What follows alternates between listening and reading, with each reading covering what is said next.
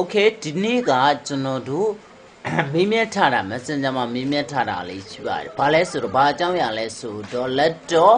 ဖွင့်လိုက်တဲ့နဲ့တပြည့်နဲ့ auto power on လို့လည်းခေါ်တယ်။ကျွန်တော် let to open action လို့လည်းခေါ်တယ်။အဲ့ဒါလေးက power ဖွင့်နေတာနော်။အဲ့ဒါလေးကိုကျွန်တော်တို့ကဖြည့်ရှင်းရမှာဖြစ်ပါတယ်။ဒါတွေကတော့ feature တစ်ခုအနေနဲ့ပါလာတာဖြစ်ပါတယ်เนาะနောက်ဘက် model update model ဒီမှာတော့ပါလာပါပြီเนาะမြည်သည့် laptop update မှာမဆိုပေါ့เนาะတချို့ bounce stream မှာပါလာပါတယ် okay အဲ့ဒီအလေးကိုဘယ်လိုဖြည့်ရှင်းကြလဲဒီမှာတော့အရင်ဆုံးကျွန်တော်တို့ဖြည့်ရှင်းကြလိုက်တယ် Windows setting ထဲမှာ Windows ရဲ့ power advanced power setting ထဲမှာကျွန်တော်ဖြည့်ရှင်းလိုက်ပါတယ်ဒါပေမဲ့အဲ့ဒီအမှာကျွန်တော်တို့ကဖြည့်ရှင်းလို့ကျွန်တော် working ဖြစ်နေသေးပါတယ် okay ဖြစ်နေတော့ကျွန်တော် bounce stream မှာဝင်ပြီးတော့ပိတ်ခမ်းပါတယ် bounce stream မှာတချို့ bounce stream ထဲမှာရေးထားတာက flip to ဘူးလို့ရေးထားတယ်တချို့ bounce က auto power on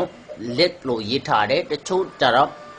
let to open လို့ရေးထားတယ်เนาะဒါမျိုးတွေတော့ model bounce like ကွာခြားမှုရှိပါတယ်ဗျာเนาะ okay အဲ့တော့အဲ့ဒီကောင်ကမြည်သူ့ပြီဆိုကြအောင်မူအဲ့ဒီကောင်လေးကို disable ပေးဖို့လိုပါတယ် okay เนาะအဲ့တော့ကျွန်တော်တို့ဘယ်လိုလုပ်မလဲအခုပြမှာကတော့ bounce ထဲမှာတော့အဲ့ဒီ fashion အဲ့ဒီ feature မပါတဲ့ဟာတွေဆိုရင်လုံးလို့မရဘူးဆိုတဲ့အကြောင်းလဲပြောပြပေးပါမယ်ပြတော့ပါဗျာ okay အဲ့တော့ကျွန်တော်တို့ကြည့်လိုက်ကြအောင်မပါဘူးဆိုရင်လဲ Windows setting မှာလုံးလို့ရပြီဒုတော့ညာလဲ no working ပါပဲเนาะဘလို့မှလုံးမရပါဘူးပါတဲ့လူတွေအတွက်ကတော့ flip to boot ဒီဒါမှမဟုတ် let to open auto power on ဒါမျိုးတွေကိုဒီ bounce ထဲမှာ enable ပေးခဲ့ပြီးတော့ဒီ Windows power advanced setting ထဲမှာတွားရောက်ပြီးတော့ကျွန်တော်တို့ display on lift ထားရင်တော့ကျွန်တော်တို့အဖုံးဖွင့်လိုက်တာနဲ့တန်းပြီးတော့ power on ပါတယ် okay အားလုံးပဲနားလဲသဘောပေါက်ဖို့အတွက်ဆက်ပြီးတော့ကြည့်ကြရအောင်เนาะ okay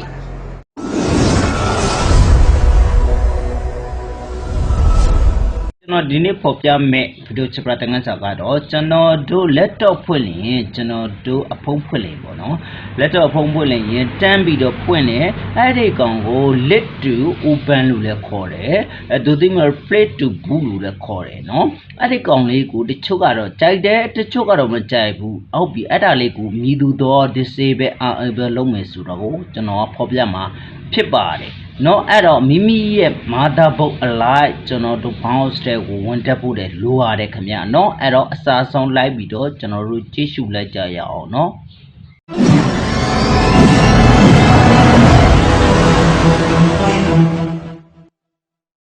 bounce တဲ့ကိုရောက်ပြီးဆိုလေမိသည့် motherboard ပဲထပ်ပြီးတော့ဖြစ်စေ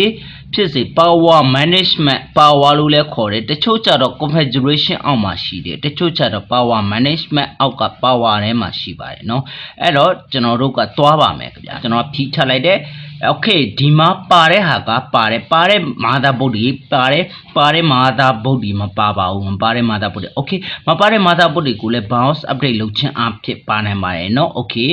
ဒီမှာဆိုရင်ကျွန်တော်တို့ auto move ပဲပါတယ်เนาะ okay ထပ်ပြီးတော့ auto on time ပဲပါတယ်အချိန်နဲ့ပဲဖွင့်လို့ရတယ်ဒါဆိုရင် USB wake support ပဲပါတယ်ဟုတ်ပြီ wake on LAN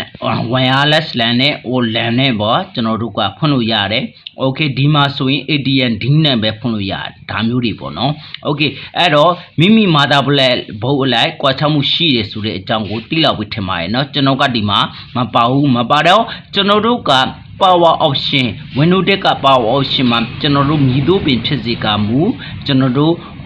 ကျွန်တော် disable ပေးပြီးအေးပဲပေးသူတို့ကမပါတဲ့လူကတော့ပြဿနာမရှိဘူးပါတဲ့လူကတော့ဒီ bounce ထဲမှာကျွန်တော်တို့ disable ကျွန်တော် play to boot လို့လည်းခေါ်တတ်တယ်တချို့ကြောင့်လည်း open လို့လည်းပါတတ်တယ်အဲ့ဒီကောင်ကို disable လို့ပေးထားမှသာလျှင်တကယ်ကိုအလုပ်ဖြစ်ပါတယ်เนาะကျွန်တော်တို့ Windows ထဲမှာကျွန်တော်ဖြည့်ရှင်းပုံကိုဆက်ပြီးတော့ကြည့်ကြရအောင်เนาะ